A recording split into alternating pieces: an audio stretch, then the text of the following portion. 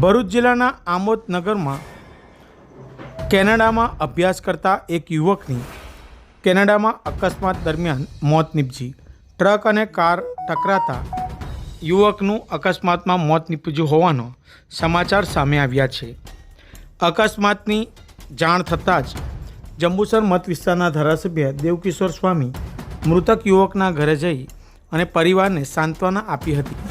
જિલ્લા કલેક્ટરને ટેલિફોનિક જાણ કરી અને મૃતકની ડેડ બોડીને કેનેડાથી તેના વતન આમોદ લાવવા માટેની ઉચ્ચ સ્તરીય રજૂઆત કરી હતી।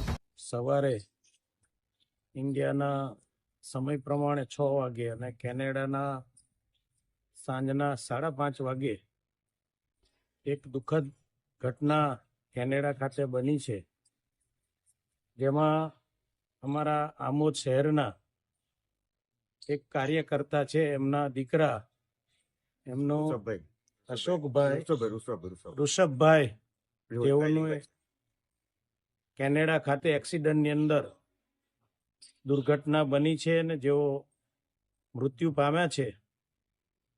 અને એ મૃત્યુના સમાચાર મળતા તાત્કાલિક કલેક્ટર સાહેબ અને તેમજ તેમના સ્ટાફને જાણ કરવામાં આવી અને ત્યારબાદ કલેક્ટરશ્રીએ દિલ્હી ખાતે વિદેશ મંત્રાલયની અંદર પણ જાણ કરી અને આ પરિવારના મૃતકના જે સભ્ય છે એને તાત્કાલિક ભારત ખાતે લાવવામાં આવે એવી કાર્યવાહી કરવામાં આવી અને અત્યારે અમો એમના ઘરે આવી અને આશ્વાસન આપ્યું છે।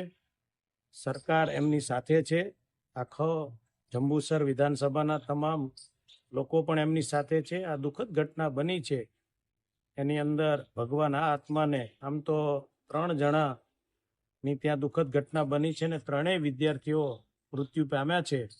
તો હું ભગવાનના ચરણોમાં પ્રાર્થના કરું છું કે આ ત્રણેય આત્માને ખૂબ શાંતિ આપે અને ભગવાન એમની પાસે રાખે એવી પરમાત્મા ચરણોમાં શાંતિ।